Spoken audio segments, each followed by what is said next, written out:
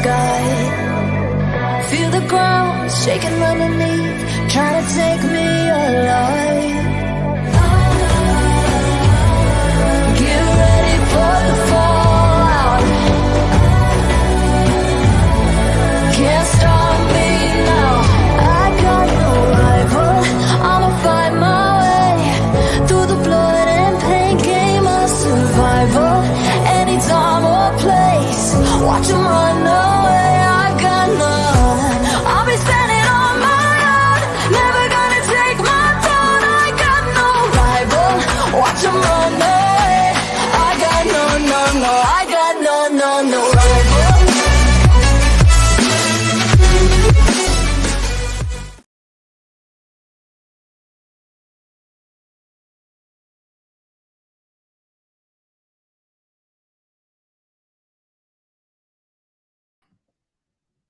I'm just talking to myself. What idiot doesn't put himself in the camera? You can tell it's been one of those sort of days. However, everybody, we are here. Welcome to Turf Morehouse TV, and thank you very much for tuning in. Get your predictions in for game week 2 of the Premier League. Yes, the first week has been and gone. The second one is soon to be upon us. And if you're wondering, Dan, you only did a program, your thing on Thursday. Why are you doing it on Tuesday? As I stated the other day, I start a job soon where the hours are all over, and to fit this show in, I'm going to have to be able to do it on days that I am not working. And you've got to think that's what pays the bills. That's what puts food on the table and food in kids' mouths and clothes on back and school uniforms and bills. And anyway, the list goes on. The list goes on. That said, guys, thank you very much for your love and support. Please keep doing that for us. We really do appreciate it. What an opening weekend, by the way. What an opening weekend. And let's just have a look at the league table. It's not going to make much difference to how things were. But after match week 1, I didn't really want to show it because Burnley are in the bottom 3. But then at the end of the day, I don't see us being there for long. However, Newcastle sit comfortably at the top of the division after a devastating result that they got on Unai Emery's Aston Villa. Burnley obviously got their annual spanking by Manchester City in the Premier League. And Luton also became casualty to Roberto De Zerbi's Brighton and Hove Albion. That's Bournemouth, Kate, by the way. See, I should have debriefed her on these teams. I've hyphenated them. However, yes, Arsenal are up into 4th, Palace in 5th, Fulham in 6th. As I say, it's still very, very, very early doors. But the teams lurking around the bottom already, probably from around 13th downwards, you would say would be in and around that area come the end of the season. You never know. I mean, I think it was Gary Neville or someone said Villa could struggle this year. It's testing times, absolutely testing times. But let's see how they get on. However, we have got this week's games, and coming up in today's episode, we will be going through the predictions of Forest versus Sheffield United, Fulham taking on Brentford. Also, Liverpool entertain AFC Bournemouth. Wolves host Roberto De Zerbi's Brighton and Hove Albion. Ange Postecoglou comes up against Eric Ten Hag when Pep faces Howe. Villa take on Everton. And also West Ham Chelsea is another London clash, as is Palace Arsenal. And there is only those 9 games this week. As we know, Burnley were set to face Luton Town at Kenilworth Road or Shed or whatever you want to call it, back garden. And it's clearly not ready in time for the Premier League. So a bit disappointing, I'm surprised the Premier League didn't say, well, why don't we just switch the fixtures round so it keeps things, pretty much proactive. But this is the Premier League. They don't like to do things, the easy way. They'd like to overcomplicate it for themselves and make a backlog of games and things like that. But it's all fun and games, isn't it? You can catch us on social media. We are on socials. We're all over the shop. And here's just a few places where you can find us, and we will bring in our predictive guest.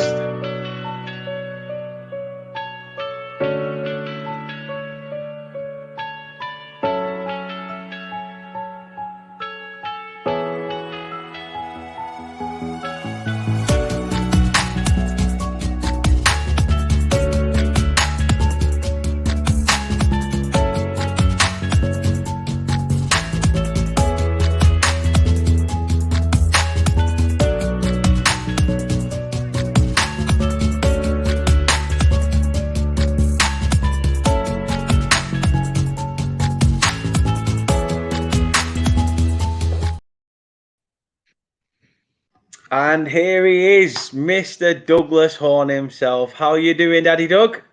Yeah, I'm good, mate. Thank you very much for having me. It's a pleasure. It has been a while. But It thank you has. very much for the invite. I appreciate it. No, looking forward to hearing what we've got to predict. However, Anthony had a very good week last week. I mean, I don't know whether you know, we have changed the concept. So if there is anybody new in, over the years we've just been predicting a team to win. However, this time round we are going for score lines, and it's a point if obviously you get the right team. And it's 3 points if you get the bob-on result that happens this game week. Simple as that, really. Simple as that. But should be fun all the same. Doug, obviously a Liverpool supporter. How did you think of your game opening week? The first 20-25 minutes we were very, very good. Took the lead. Lovely goal from Luis Diaz. We then sort of nearly made it 2-0. And then obviously, VAR. I've had enough of VAR anyway. I'm going to try and not speak about it as much as possible. And then I think Chelsea just came back to the game.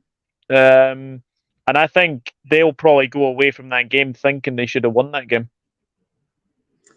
Yeah, it's a tough game. I mean, especially over the last few years where they finished, 0-0. So it was good to see some sort of scoreline. I mean, positive signs this year that things are going to be better than last campaign. I am very, very hopeful. I mean, last season, fifth place was the least I think we kind of deserved because we weren't in the top four all season. And I think getting Europa League was just what we needed to salvage the season. But yeah, I am pretty hopeful that we can turn it around this season. I'm sure you will. Happy with the transfer business you've done so far, and still FSG out? We're underprepared, mate. As simple as that. We got Alexis Still feel that in McAllister. midfield. Yeah. We're very, very underprepared. We've sold our best sort of DM, and we haven't replaced them. And I think that's the mistake we made is that we basically sold Fabinho when we didn't have a replacement. So, yeah, I mean, obviously losing Caicedo and Lavia is just the tip of the iceberg this weekend. So, look, it's snooze you lose, unfortunately. I think we're going to have to probably overpay for a player now, which is totally our fault. But there's not really many sort of DMs out there that you can say, would they really improve us? I think we might have to potentially get maybe a stopgap for this season, and then obviously try and get someone next season. No, I mean it's an absolutely fair shout. I mean, is the Lavia deal still very much alive, or what's happening on that front at the moment? It's almost basically here we go from Fabrizio. So I think it's nearly all but done. Oh, happy days. There's Connor's in the chat. He says, big up the fellow Scotsman. Hope you and the missus are doing well, Doug. Excited for the wee baby soon? 100%. 6 weeks today. Yep, 6 weeks today. I mean, you're looking well. You're carrying that baby weight pretty well, Doug. There, I must say. I just literally changes surroundings. Actually, you'd have to say. No, I'm very, very excited. I think a lot has been sort of prepared over the last couple of weeks as well. But no, really excited, and 6 more weeks of sleep. Let's just say. Yeah, get it while you can. Cindy's in. Hope you're well. Hope everybody is well in the chat as well. And as Ali says there, our season hasn't started yet. It hasn't. That City game, it's another pre-season friendly. Forget about it. Just one of them. Opinions on Brownhill to West Ham. I think he's been linked with West Ham for the last 3 or 4 years, a little bit like how Burnley was linked with Henry Lansbury for a good 3 or 4 seasons as well under Sean Dash. So, I don't see us getting rid of Josh Brownhill, especially when he's been a pivotal player of ours, especially last season under Dash as well. He's sort of coming to his own under Company. I can't see that move happening unless they ramp up their interest, dependent on City's interest in Lucas Paqueta. We shall see. It is going to be interesting, and it's going to be down to the wire all the way up to transfer day. Although Ali says it's time for Brownhill to move on. Interesting.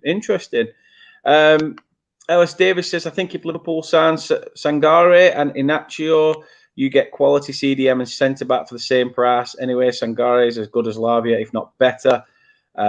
So would be a good option as well.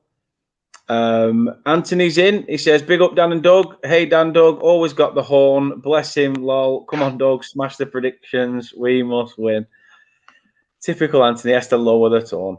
Connor says, Dan, did you see any much in Gladbach's cup game? Looked solid, but it was against very weak competition. I didn't, unfortunately. I've been out and about, making memories, spending time with the family before I start this new job, and trying to make sure that things go tickety-boo. As I think that's one of your words, Doug, I've decided to nick there. Yes, tickety-boo indeed. Alice says, I thought this channel was for Clarets fans, not Liverpool. But listen, we are a diverse community. Don't you worry about it. Who gives a toss as to what happened? This is Ali. This is the prediction show. So it's all about the Premier League, not just the Clarets. One thing I haven't asked you to do, Doug, is tell people, obviously, where they can show their support to you. If for Liverpool fans and general football fans watching, where can they show their support? Yeah, just there. I'm doing this right this time. The Dugout Football channel on YouTube just hit 2.6k today, which is amazing. Nice, congrats.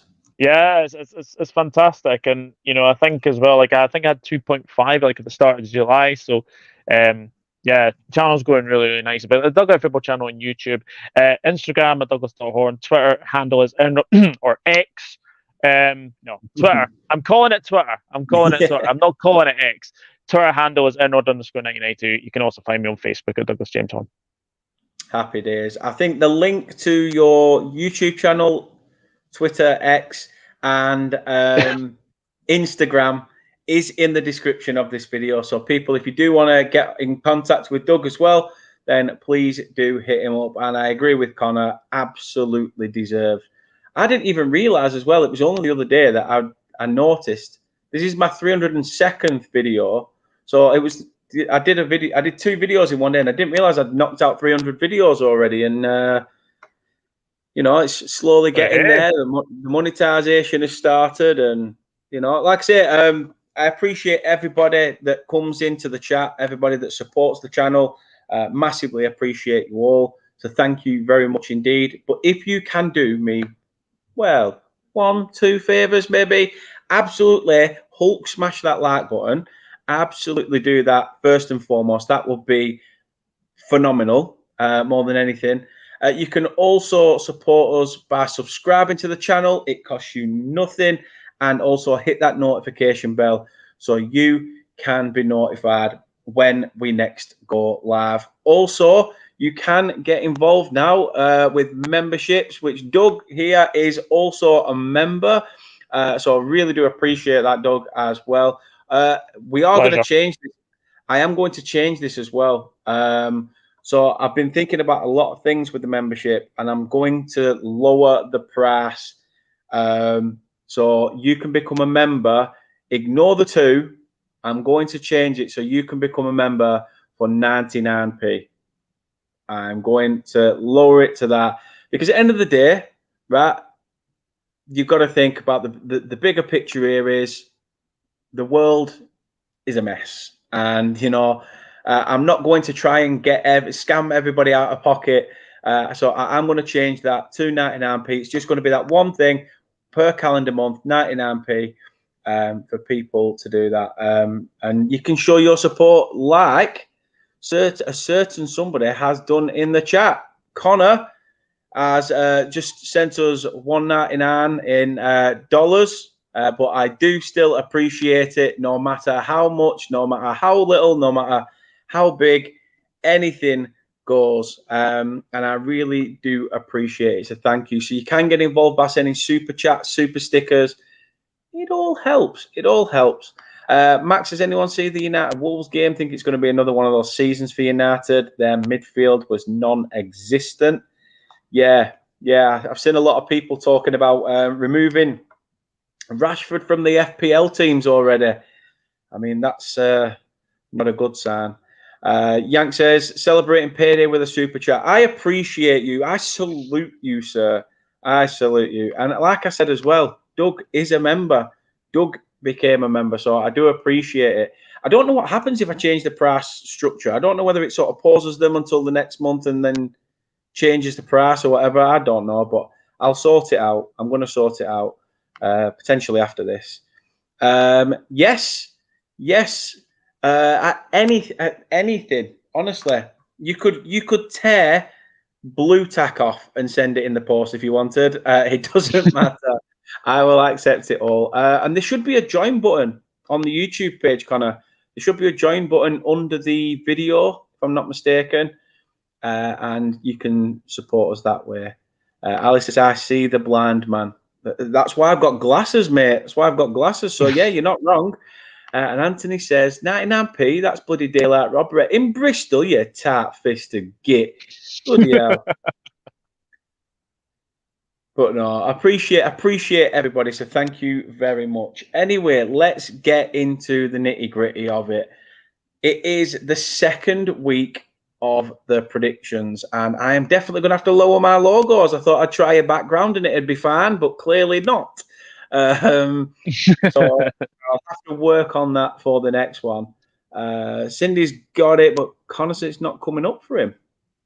Interesting. Fair play. I don't know why. Don't know why it's doing that, but God knows. So yeah, as I say, you can show your support. Ignore the 2. It will be changing to 99p, and you get all those perks: loyalty badges, member shout-outs, guest appearances on the channel, exclusive emojis. There'll be some more of them coming as well, and featured on our YouTube page when you get to a certain amount of members joined. But let's get into the first one then. A Friday night kickoff, Doug. Forest taking on Sheffield United. And Sheffield United starting the Premier League season a lot weaker than what they had when they came up. Yeah. I mean, they've lost a couple of players. I mean, they've lost a lot of experience. I mean, obviously, Enda Stevens, Billy Sharp. I think Billy Sharp's just signed for LA Galaxy, I think, as well. They've also lost Ilman and Dai, which is a big loss as well. But, yeah, they played all right against Palace. I think the best moment was Max Lowe on Roy Hodgson. I mean, Roy, to be fair to Roy Hodgson, right, he's 76 years old, and he did not look happy. He looked like he wanted to scrap with with Max Lowe. But I think these are the games, if you're a Sheffield United supporter, these are the games I think you want to try and aim to win. Especially those teams that are in and around you. You want to try and win those games. And look, I thought Nottingham Forest last week against Arsenal, yes, the floodgates could have easily opened after, they went 2-0 down. But I think the substitutions of Elanga and Taiwo Awoniyi completely changed the game as well. So I think if those two start, I think Forest could have some joy against Sheffield United. They could. I mean, Forest are a team that you'd think maybe potentially have that second season syndrome, which a lot of promoted clubs can sometimes get. But they have bought well, like we say, Elanga is a fantastic signing that they've managed to bring in. They've got a big payer, a big wage taker in Jesse Lingard off the books as well now. So, I look at Sheffield United and I think, obviously, losing Illiman and Dar was a massive loss for them. That goal-scoring threat. Burnley signing Sander Berg, that was a bit left field. When he was linked with Liverpool, probably a season ago? It's just, head-scratching stuff. But they did bring in Gustavo Hamer from Coventry, which is a fantastic midfield position. And I think another player a Brazilian called Souza, I think as well, that should slot in there. But scoreline wise, how do you see it faring? It's at the City Ground. Can Sheffield United get some joy, or like you say, do you think that the home side will do the business for Steve Cooper? I mean, I was checking the stats from the past sort of 5 games, and they seem to be very, very equal. These two teams, Mm. not enough goals. Not a lot of goals between them. I think if this was at Bramall Lane, then I'd probably say, because of obviously Nottingham Forest's bad away form from obviously continuing on from last season, then I'd probably give Sheffield United the win. But I think because it's at the City Ground, I'm going to give Nottingham Forest a narrow 1-0 win. Narrow 1-0 win. I can understand why you have gone that way, to be honest. I really do. Steve Cooper, again, they could have sacked him last season. Marinakis could have come in and give him the chop, but he didn't. He stuck by him. He offered him a new contract, completely opposite to what media outlets were saying. And I think this is a big season for Steve Cooper, isn't it? Yeah, I think so. I think the faith that Marinakis managed to give him, he could have easily got rid of him. I think maybe 3 or 4 times during the last season. When Forest were really, really struggling, but I think it is a big season for Steve Cooper. And I think with the players that they brought in as well. I think you've got to look at Matt Turner from Arsenal is a very good goalkeeper. I fully expect once. Obviously, I think when he gets back fit, fully expect Henderson to go back to Nottingham Forest. I would say that probably permanent as well. It's funny because this game was meant to be a Saturday, but it's been moved because there's a game at Trent Bridge, so they didn't want the cricket and the football to sort of mash in together. And it's not on TV because it wasn't one of the picks for TV originally. So you'll have to find somewhere to watch it. You will. To be honest, news on that. Clearly, cricket does take priority in Nottingham because our game against Forest has been moved to a Monday night, our away fixture, because they are at Trent Bridge on the Saturday. They need the extra game on the Sunday if it is rained off. So it has to be moved to Monday. So yeah, we've also fell foul of the cricket, but we've also drawn them away in the second round of the Carabao Cup. So we've got 2 games away at Forest within a period of a month. Hey. yeah, 2 trips to the City Ground. Why not? But Kate as well, I did forget to say, Kate also, my other half, gets involved. She's gone 2-1 Sheffield United, but then goes on to say, I've literally wrote all mine down in a rush. Don't even know how many of the teams have done in week 1, except Burnley and Man City, but that's clearly because they played each other. Connor says, feck it, I'm going 2-0 Sheffield. Why not, mate? If you've got one of your attorneys that's from Sheffield, as you said, back them. Why not? Cindy says, I'm with you, Kate. Except for the Liverpool match. Trust me, Ale, you don't want a spanner. Kate's got one, and I'm sat here talking on YouTube. So don't worry about it. Matt got 8 points from the opening weekend. Well, as I said, the guests got 7 points, and myself and Kate share second place with 5 points each. Nobody got a correct score last weekend as well, but that is the opening weekend for you. It is very, very hard. Kate, you got 5 because we all got an extra point for the United game yesterday. So you did better than you thought. On to the second one then. A trip to Craven Cottage for Did you go for that one? Oh, shit, yeah. I didn't say, did I? I'll write mine down at the weekend. You know what? I'm gonna go for a 2-0 Forest. I'm gonna go 2-0 Forest. This could actually be this could potentially be a game that could be probably the last on match of the day. It has the feelings of a potential 0-0 or 1-0 either side. Because I know Forest don't score many goals. And actually most of their wins at the City Ground last season were 1-0. So we'll wait and see. We'll wait and see. We will. We will. To Craven Cottage then. I mean, Max says I got one correct scoreline. Can't remember who it was though. And Anthony wants a joke from you, Doug. A joke, right? Okay. Anthony seems to think that you are a Scottish performing monkey and thinks you can just take it away like that. Oh dear me. What do you put in gold soup? I don't know. What do you put in gold soup? 14 carat. See, I like that. I do like that. I like that one. I were going to say one, and then I realised what the punchline was, and thought maybe not.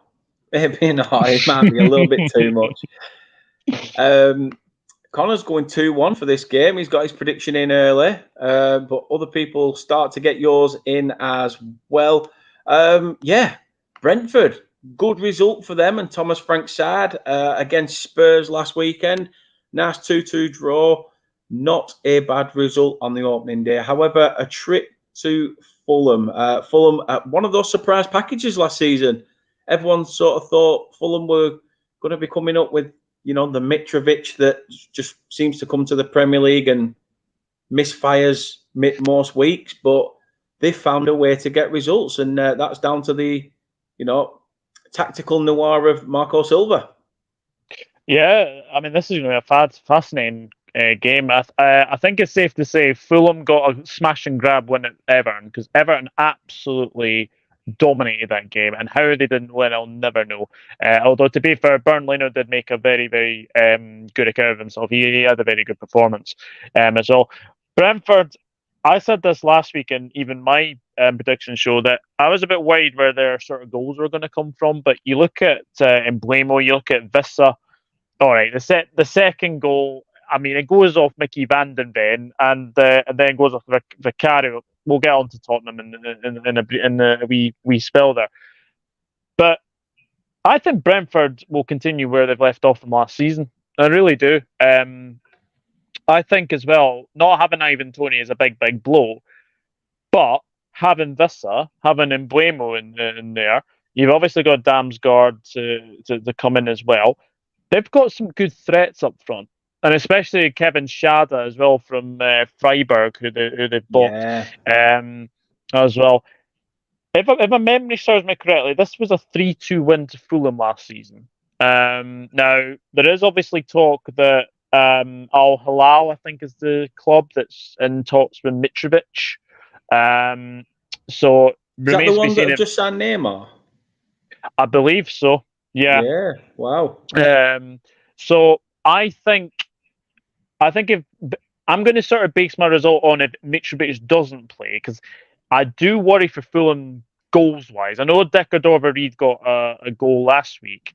Raul Jimenez started against Everton. He had one chance. I think he will get goals for Fulham. He will definitely get goals for Fulham, given the right sort of service into him. But because Brentford did so well last week, I'm going to give Brentford the away win here. I'm going to go 2-1 Brentford. Oh. See, the thing is, for me, I always find Brentford are the better side at home. And, I mean, again, it's just a case of, like you said, if Fulham can find that form of last season, this again is up there with the Forest Sheffield United one for a coupon buster sort of game. You don't know which way this is going to go. And I know pretty much every game's like that because the Premier League is still very much unknown with teams and form at the moment. But it is one of those games, if you're just basing it on your stats for last season, it's a difficult one to call. Max says, reckon this one has the potential for a 3-2, but sticking with 2-1 to the Beast, same as what you just said, Doug. And can I just say as well, a massive shout to Cindy as well, who's also sent a super chat. Really do appreciate that, Cindy. Absolute star. Thank you very, very much indeed. Kate's gone for a home win. She's gone 1-0 to the home side. I'm going to call this. Ooh. I'm going to go on the fence. I'm going to go with a. I'm going to say Brentford have 2 back-to-back draws. However, this one is 1 apiece. I'm going to say 1 apiece. Ellis Davis says Raul Jimenez hasn't been the same since he bonked his head. I mean, what's he doing bonking his head?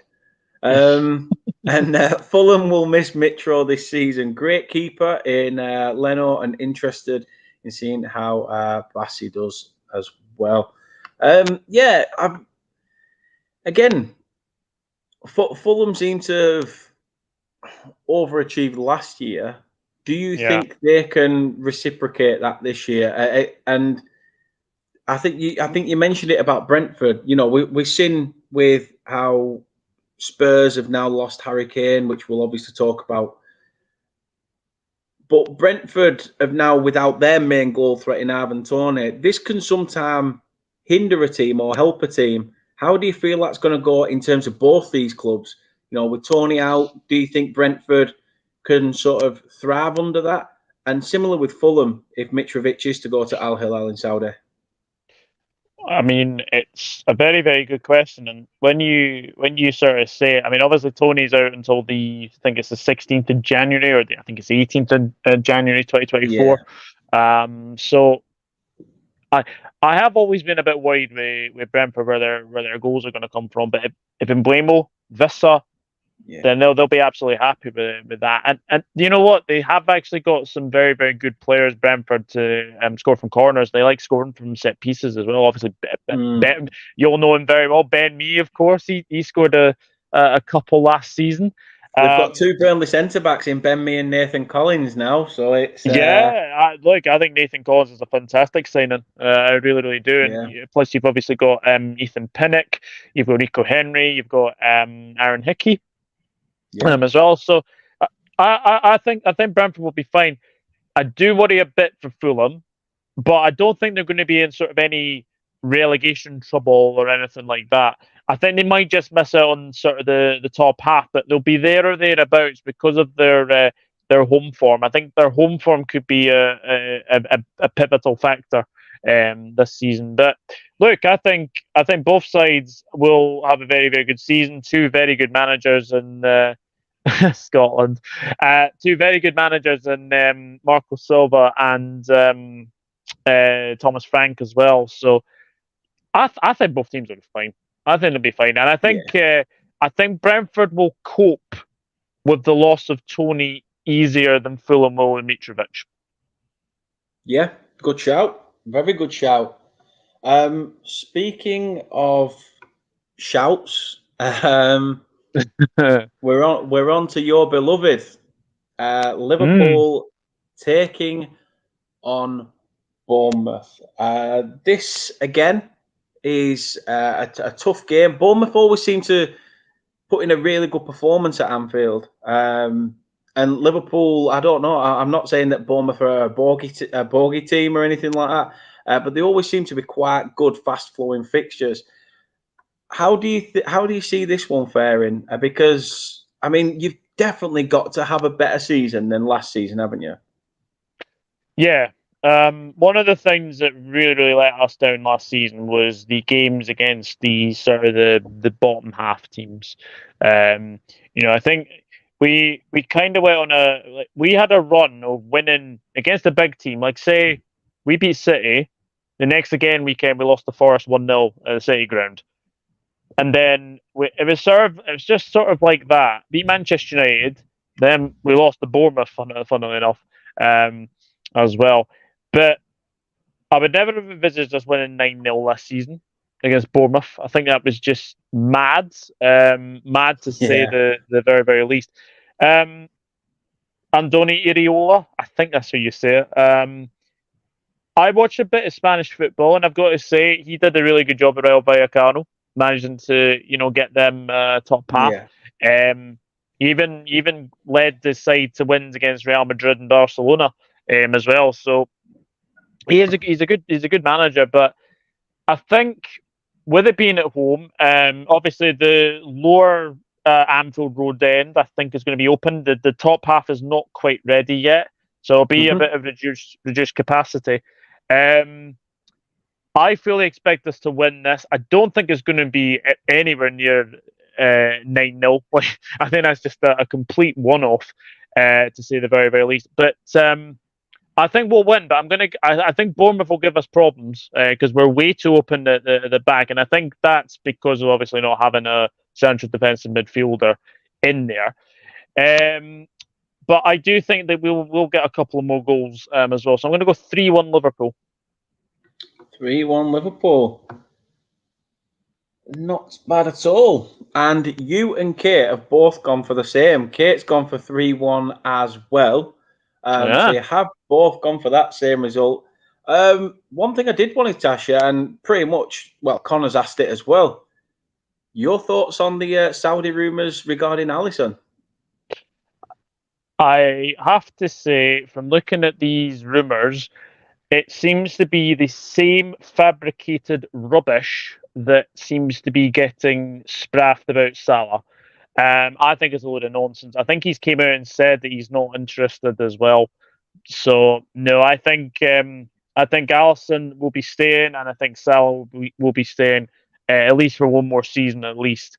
And then I think they'll probably consider next season potentially to be their sort of swan song, if you know. But yeah, I think it's a load of rubbish, to be honest. I don't think Alisson will leave at all.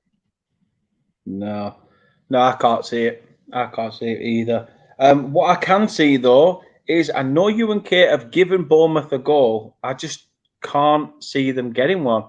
I'm going to go same scoreline as you guys, 3, but I am just going to go 0. I just can't see Bournemouth getting on the score sheet for me. I just think you'd be too strong for them. However, it's just my luck that in the first 5 minutes, the Bournemouth are the first team to go 1-0 up in the second match week of the Premier League, and my prediction is down the shit pan. But yeah, I'll go 3-0. Again, this is another tough one. Wolves taking on Brighton. Obviously, Wolves got rid of Julian and brought in Gary O'Neill, who obviously, remember, we've just spoken about Bournemouth. For me, didn't get a fair crack of the whip at Bournemouth, to be honest. I thought, he did an amazing job to try and get that, job on a permanent. And then they've sort of, hesitantly done what they did by getting rid of him.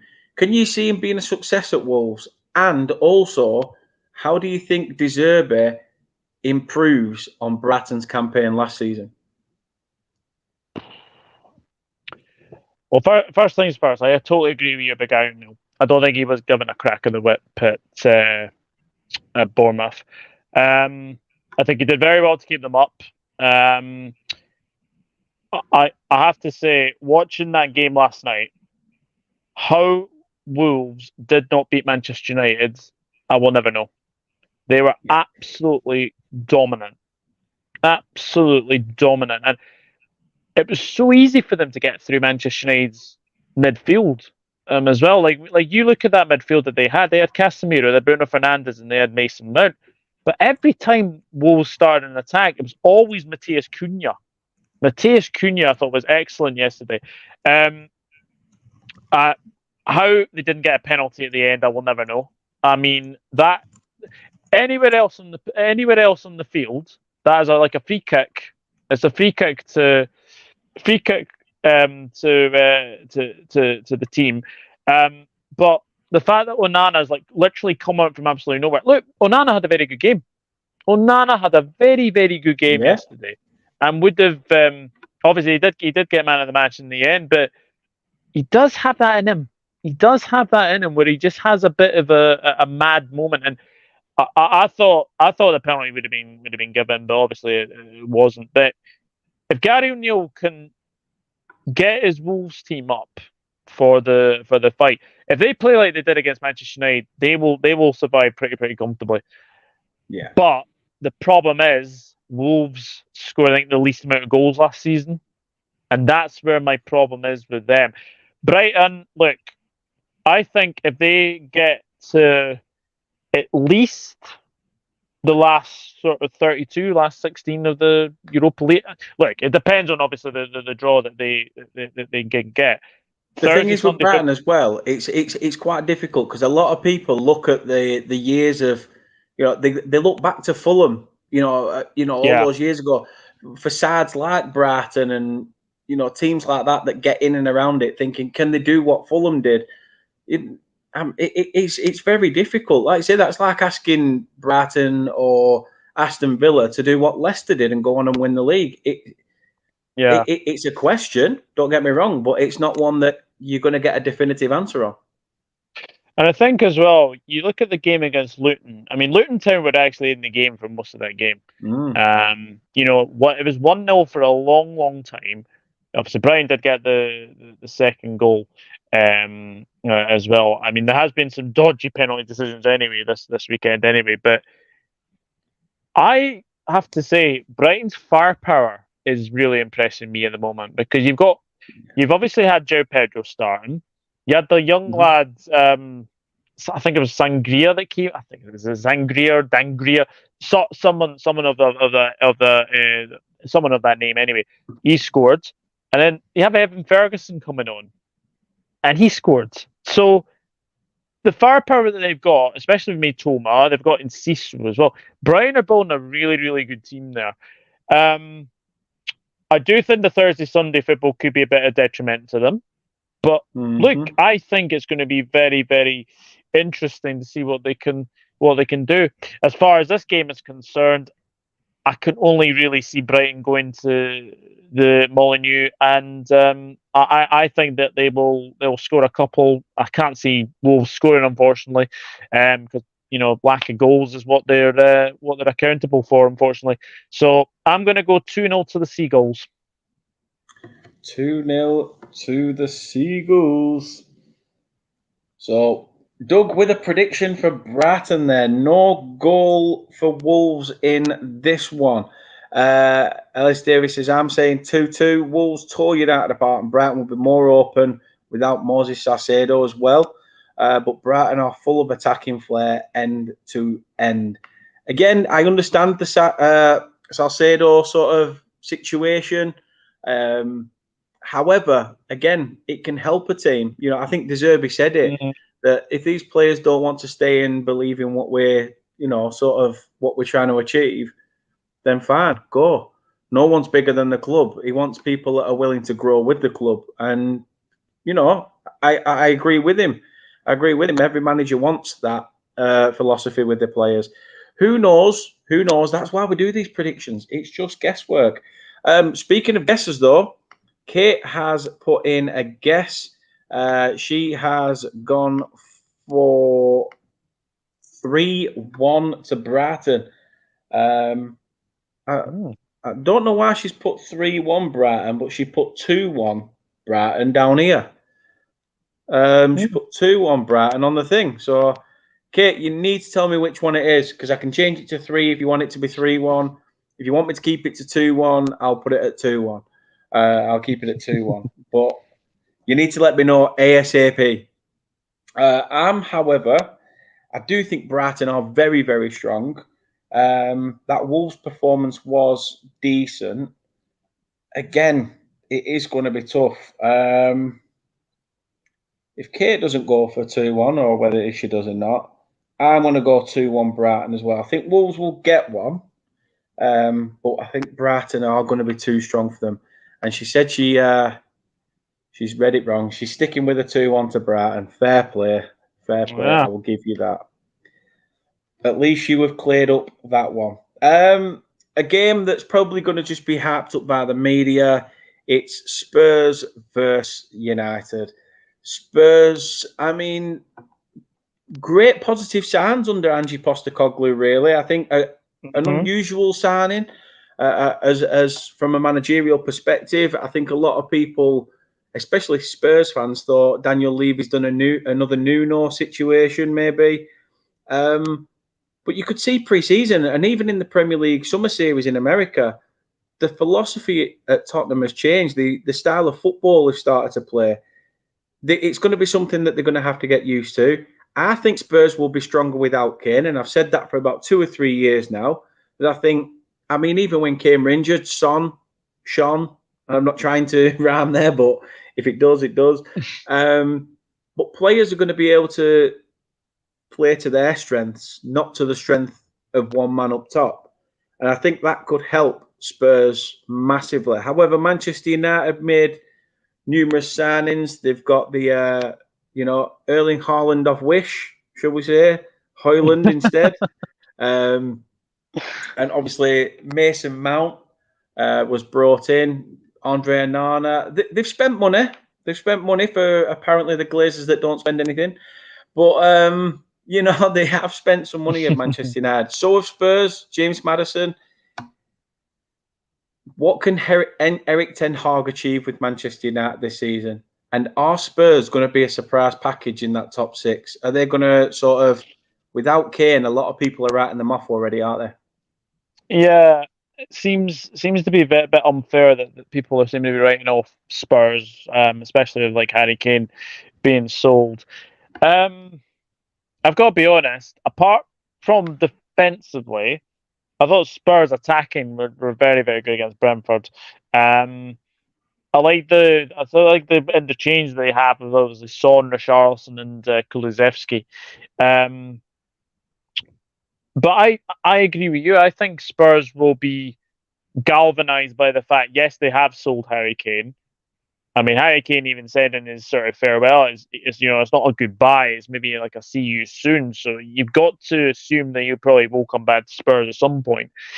I like Ange Postecoglou. A lot of people, obviously Connor in the chat will obviously know from watching Scottish football that he's a good manager.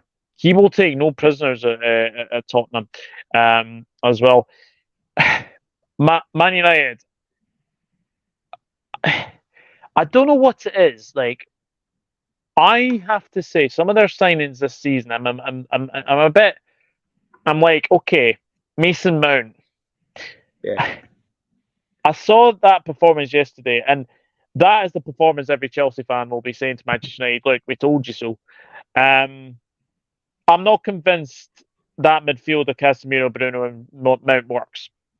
I'm not convinced that it does. Rashford is not a striker. How many times are we going to say it now?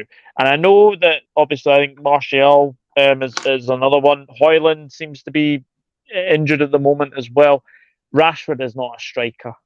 He's a left winger. Like, they played Garnacho, and Anthony is one of the most one-footed players I think I've ever seen in this team. It's frustrating to watch as well. Very frustrating to watch. Very frustrating. I mean, they finished third last season. I mean, many people will be expecting them to sort of challenge City, but they need to improve their away form. That was one of the things that really let them down last season, was their away form. And I have a feeling, because of what's happened with them, like away form wise, they've not been great away from home, Manchester United. I still think that third or fourth. I think they will get top four. I do think they will get top four.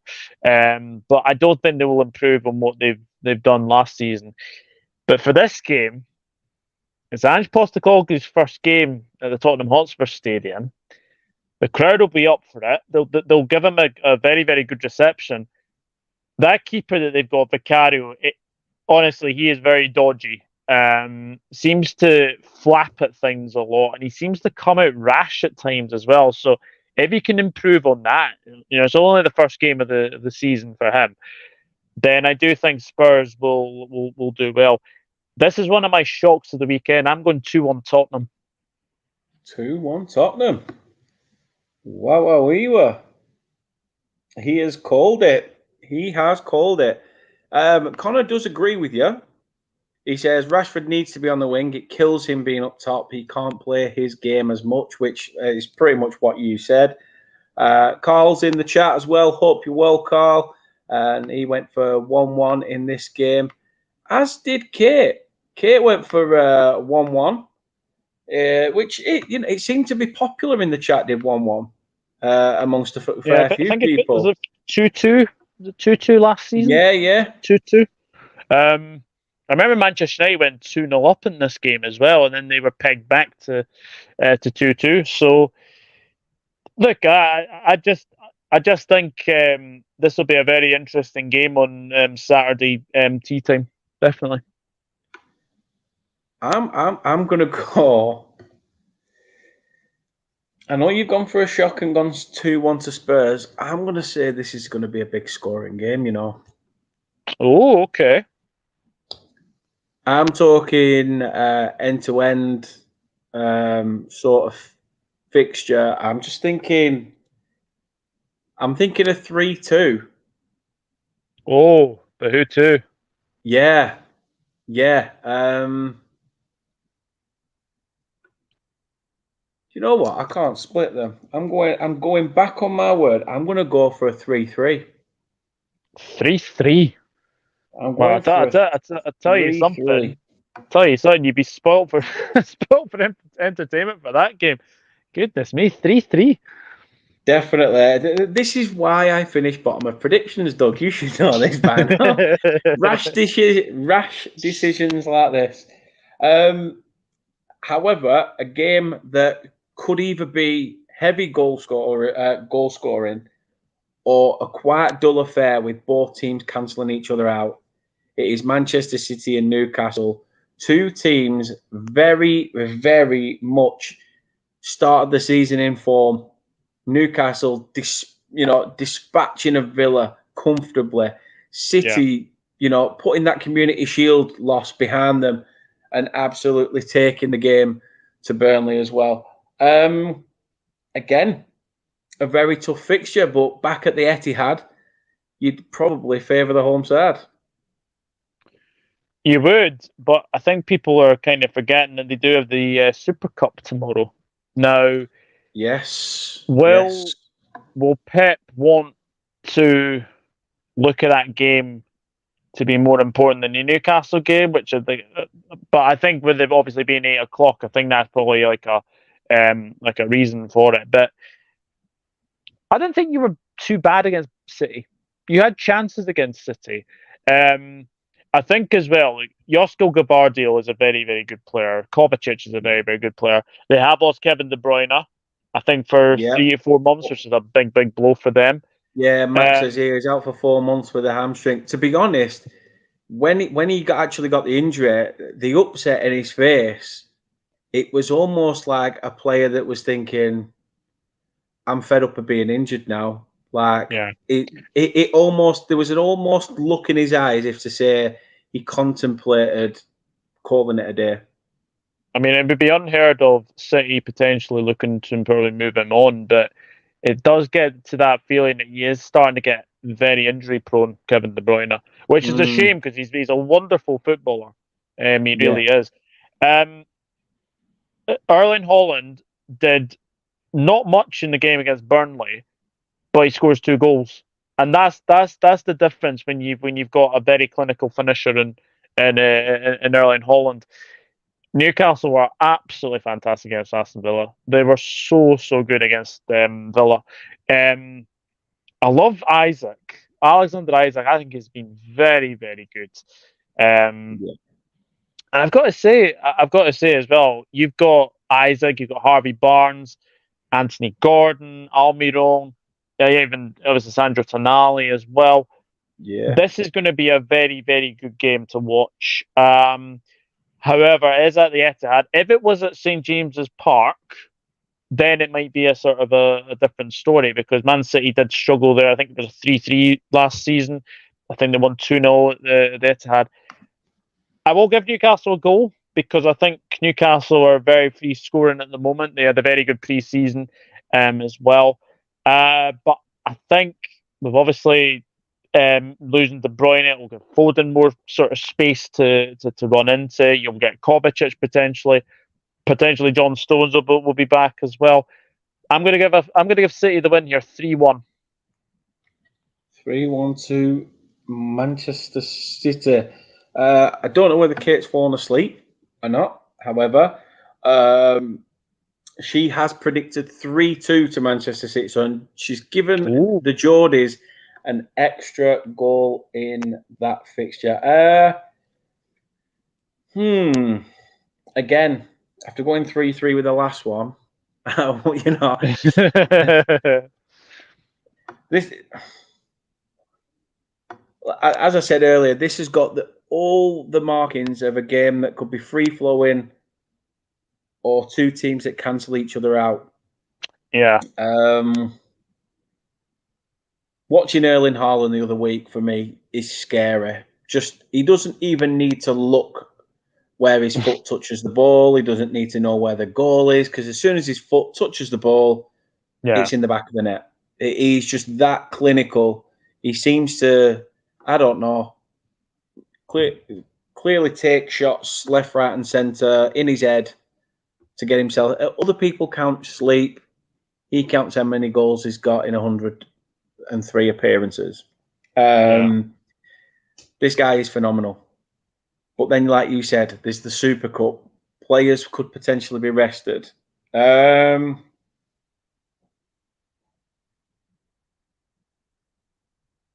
going to give Newcastle 1. I'm going to give City 2. I'm going to go a goal less than you said. Oh, okay. I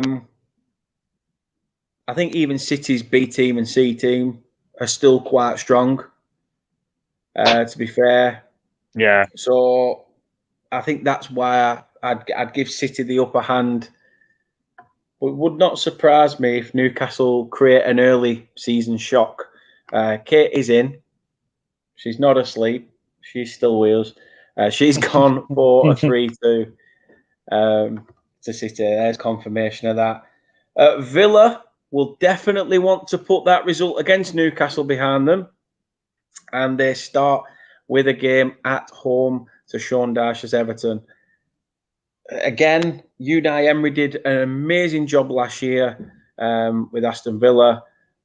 It's just one of them first opening game of the season blips. Maybe not quite ready. Back at Villa Park, you think Villa, have that fighting chance to put Everton to the sword, or is Sean Dyche going to do one of his boring a la Dyche tactics and be able to scab a 1-0 win? The weirdest thing about the Newcastle Aston Villa game is that obviously Newcastle scored very early on. Diaby equalised. Diaby is going to be a fantastic signing. Absolutely fantastic signing he has been. Obviously, the loss of Tyrone Mings is absolutely devastating. Obviously, wish him well, and his recovery as well. But again, it gives sort of likes of obviously Diego Carlos, and Pau Torres the opportunity to get game time, which I think is very, very good as well. But yeah, Villa at home were very good last season, and I fully expect them to be good this season as well. How Everton did not beat Fulham? Well, first of all, they can't get the ball in the back of the net. They've been struggling to find a striker who can score them goals. Obviously, you've looked at Neil Mopey doesn't score goals. Dominic Calvert-Lewin can't rely on him to score goals. I don't think it's fair to expect on Yusuf Chermitri from Sporting Lisbon. He's only 19 as well to score the goals. And I think Everton will continue from where they left off last season. Their away form was absolutely shocking. And I cannot see anything other than a home win here. I'm going 3-0 to Aston Villa. I think Villa will wipe the floor with them. Everyone's gone for big scoreline in the chat. I mean, Ellis Davis says 2-0 Villa. Carl said 2-0. Ducky said 3-0. Max said 2-1 Villa. Connor said 4-0 to Villa with a hat-trick from Watkins. Big scorelines for the home side to try and, turn the screw. What did you say again, Doug? 3-0, was 3 it? 3-0 Villa. 3-0 Villa. 3-0 Villa. Wow, big scoreline. Kate's in the front room and just walked past me, so I'll tell you her. She's gone for a 1-1 draw. Oh, okay. I mean, you could see it, if Dash has his way, with, trying to prevent Villa from scoring and Everton get that one chance to go forward. I do agree with you, though, Doug. I think Everton are one of those sides that, again, are trying to emulate Dash football. Yeah. He's trying to play that with a more expansive side as well, which is quite crippling. But we'll see. We'll see. 1-1's not a bad shout. It's still very early doors, so can't rule anything out.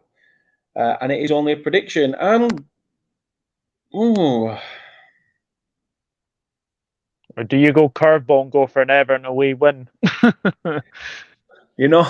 a part of me is thinking that Because it's it's like just Dyche. Because it's Sean Dyche. typical.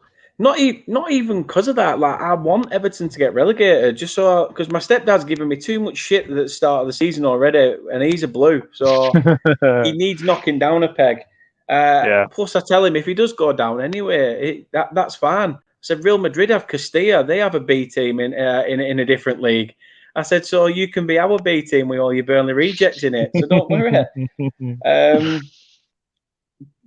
I'm gonna go for a shock. I'm gonna go for a shock. I'm gonna go for an Everton 1-0 win. As much as I want them to go down,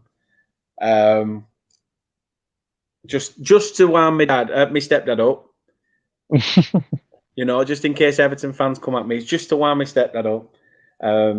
I just think Everton will get something from this game. Typical. It'll be one of those Dash masterclasses, and people will start pointing the finger at Unai Emery. Is he good enough? And the papers will be going mad. Two London games to go at now. 4 London teams facing each other. We start at the London Stadium. West Ham United taking on Chelsea. It is still weird seeing Danny Ings with a bald head.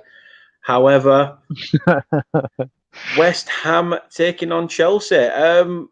Chelsea definitely had to up their performances from last season because they were dross, absolutely dross.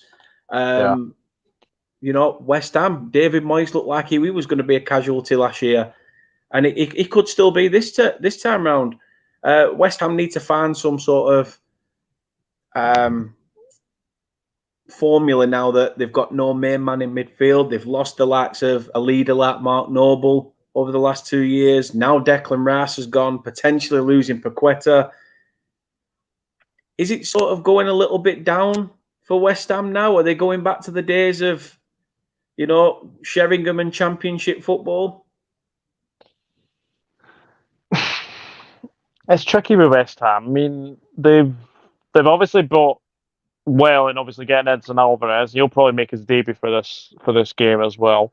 Obviously James Ward-Prowse as well, which I think is a fantastic signing. They're not getting Harry Maguire because apparently Harry Maguire wants 50 million payoff to leave Manchester United, which is mad when you think about it. It's tricky because West Ham did so well last season, but their Premier League form was ridiculously bad. Really bad. Chelsea just have to improve completely. I mean, last season, 12th place is just unheard of if you're a Chelsea supporter. And I think a lot of people will be expecting them to do a lot better, considering they don't have Europe as well. So no excuse not to do well. Go for all the cups as well. I have to say, I was really impressed with Chelsea at the weekend. I thought they played really well. I like the formation that Poch has done. I will say one thing though: Robert Sanchez, not convinced with him if he is a number one keeper. I know he was at Brighton, but he looked a bit dodgy, I thought, the weekend. I do like what they're sort of doing, integrating obviously Chilwell into sort of a left wing back because it's him that's getting sort of the free role now. Nicholas Jackson, I'm very impressed with him. He's going to be a good player for Chelsea. I do wonder if he is more of a winger than a striker, though. And I just wonder if I can Chelsea are understand looking that. for that. Yeah, I'm just kind of looking if Chelsea are looking for that striker now. It's at the London Stadium. Like, Chelsea's away form again last season wasn't great. But I think the confidence that Chelsea got from that game against Liverpool, they'll know that they should have won that game. I think they'll take this. I think this would be a very, very good game to watch. I'm not going to go for many goals because London derbies, you never know what will happen. But I'm actually going to give the win to Poch's team here. I'm going to go 1-0 Chelsea. You know what, Doug? I've gone the same. I have gone the Really? same. Yep, I've gone 1-0 Chelsea. I just think it's going to be a very tight, scrappy affair between two of London's sides. And I think being away from home, Chelsea will, West Ham will want to put up a good performance as well. Being at home, sorry. Chelsea, however, will do their best to try and get something out of probably a quite strangled game. I'd probably say. So yeah, I've gone 1-0 to the away side, same as yourself. Kate's gone same as Ellis Davies in the chat. He's gone 2-0 Chelsea. So has Kate. Kate's gone for Chelsea to get a 2-0 victory. And the last one, the last of the list, last but not least, Crystal Palace up against Arsenal. Arsenal, clearly, obviously, I had to use him. He's only just signed today, but sorry, I'll use him in the graphic. David Raya has gone to Arsenal. And, I mean, not a lot of people thought Roy Hodgson going back to Palace would have lasted as long. It's almost like the Neil Warnock and Huddersfield story, but in the Premier League, isn't it? With a manager going back to the club. Yeah. And I didn't think he'd be there this season, though. I thought they'd have gone for someone new. However, Palace are also another team that have to adapt. After losing Zaha, who's been quite a talisman for them as well. Arsenal, a lot of people are expecting good things from Arsenal. A lot of people have tipped them to win the league, myself included. I think they're going to try and put that misery of throwing it away last year with a very young, inexperienced side that will be hungry to make a point. That said, again, another London fixture at Selhurst Park. And when that Selhurst Park crowd gets behind the home side, it can be very, very tricky for big clubs when they come there. Yeah. I think when we look at Crystal Palace, yes, I think Eze's going to be the one to watch this season. I think he's going to be more of the creator. Obviously, you've still got Jordan Ayew as well. Nice to see also Edward on the score sheet, I've got to say, because I think last season people were sort of wanting him to do well. It started really well for him, obviously under Patrick Vieira, but it just didn't sort of materialize into that. So hopefully he'll sort of kick on from this season. I've got to say Arsenal were good in the first half against Nottingham Forest. I thought they were pretty poor in the second half.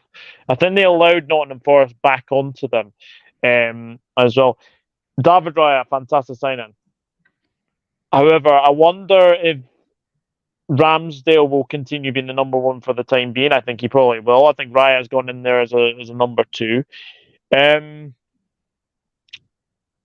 Obviously, they've lost Julian Timber now as well with an ACL, which is really, really sad to say the very, very least. The one thing with Arsenal is I am a bit concerned. I think their team is very unbalanced in that midfield. I've never been a fan of Havertz in midfield. Like I don't know what position Havertz is. Is he a striker? Is he a winger? Is he a number 10? Honestly, we don't know what happened at Chelsea. He was played in so many different positions where you can say that. Saka is just something else. I mean, that goal against Nottingham Forest was absolutely fantastic. Well, but you know what? It's under the lights at Selhurst Park.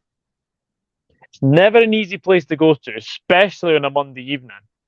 Mm. I am going to be bold here. I'm actually going to say I think this could be a shock result. I'm going to go Ooh. for a Palace win. I'm going to go 2-1 Crystal Palace. 2-1 Palace. Woof. Doug with two shocks. This time. Kate's gone for 3-1 to Arsenal. Yeah. I was sort of similar to you. Monday night, under the lights, in Croydon. I mean, you look at these lights, otherwise you're getting pickpocketed. But I've gone on the fence. I've gone with a 1-1. I've gone with a 1-1 draw. I think it'd be quite entertaining fixture. Both sides trying to get that killer goal in the dying minutes. Yeah. But no team to prevail for myself. Max says 3-1 to Arsenal, unfortunately. Carl's gone 2-0. Connor says 1-1 draw, and then asks, why does Raya look like a toddler who just got caught with shart in his hands and is trying to get out of trouble? Carl says 2-0 to Arsenal, yeah. Ellis Davis says 2-1 Arsenal. Weren't overly amazing last game, but too strong. Any news on Zinchenko looking to swap him into FPL for Saliba when he's 100%? Not sure. Not entirely sure. Arsenal in their left-back situation is a bit of a struggle at the moment. Like I say, they're looking at trying to sell Kieran Tierney, although Newcastle still interested after the signing of Tino Livramento. I'd take him at Burnley on loan for a season. I think he'd do well at a club like Burnley, but that said... To be honest, as a Scotsman, I just want Kieran Tierney out of Arsenal because it will detriment his national hopes. So I just want him out of Arsenal. So wherever he goes, if he gets first team football, then fantastic because it gives him another chance of being a mainstay. He already isn't a mainstay in the Scotland side, but I would be worried if he was like on a bench or two. But yeah, look, Newcastle would be a good move for him. They're playing Dan Burn at left back at this moment in time. He is a good player. I don't think he's quite a left back. But I think maybe with Julian Timber's injury, maybe he might stay. So yeah, you don't know. No, that is true. That is very, very true. But that is the games for match week 2. Connor says there, absolutely, Doug. That's how I was with Pulisic getting out of Chelsea. Any left back at Burnley at this point? Bring Danny Fox back. To be honest, I don't know what the situation is with the left back. I think from what I'm hearing is we're still trying to, put Mauricio Pochettino's hand up his back and hopefully he'll give in and shout peanuts and let us have Ian Maatsen back, potentially on loan or permanently, who knows. Left back is where we are looking bleak at Burnley at the moment. Like I say, we've had Charlie Taylor, who's been absolutely fantastic for the club over the years. He just doesn't work in this company style of play. So we do need some options in that area. That's a big area that we need to work on. A signing of a left back, and I think it's been an absolutely top-notch window for us. Doug, again, really appreciate it. Thank you for coming on. And like I say, fingers crossed, one of us gets at least a result correct. I'm not saying that my 3-3 for Spurs Manchester United is going to be up there, but we shall see. But no, thanks again for coming on. Really do appreciate it. And tell people where they can show their support to you. Yeah, absolutely. No, it's been a pleasure, Dan. Thank you very much for having me on. Anytime. And it's good to get back on here as well. But yeah, guys, obviously do show your support to Dan. Fantastic guy, and he's obviously done my wee intro for the Prem Prediction show. So yeah, go and check that out. But yeah, YouTube, Doug Gary Football Channel on YouTube. Twitter handle is Enrod_992. Instagram is Douglas Donghorn, and Facebook is Douglas James Horn. Happy days. And like we say, the link to Doug's Instagram, YouTube, and that X Twitter thing is also in the description of this video, as is our links as well. You can check us out. We are on Facebook. I still need to change that Twitter logo, but still, we are on Twitter, X, whatever, Instagram, TikTok, which I very rarely use, YouTube, and Threads, which is sort of became a good thing and then died like just very, very quickly. Almost like getting a new toy and you're bored of it after 10 minutes. It was just one of those things. But do show us your support. As I say, really do appreciate it, Doug. Thank you very much. Thank you to everyone who also put in a super chat as well. Cindy, appreciate that.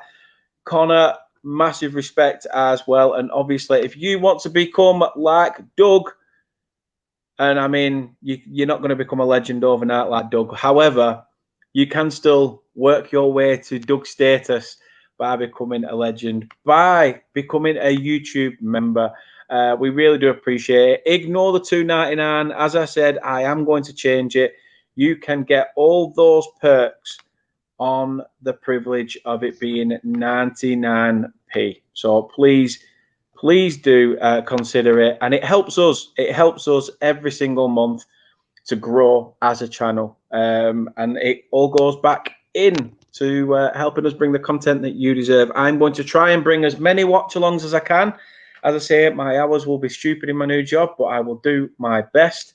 And until next time, thanks again for watching. Thanks again to Doug. Be sure to go check him out. And we will see you guys very, very soon with another prediction show. Until then, take care and have a good weekend.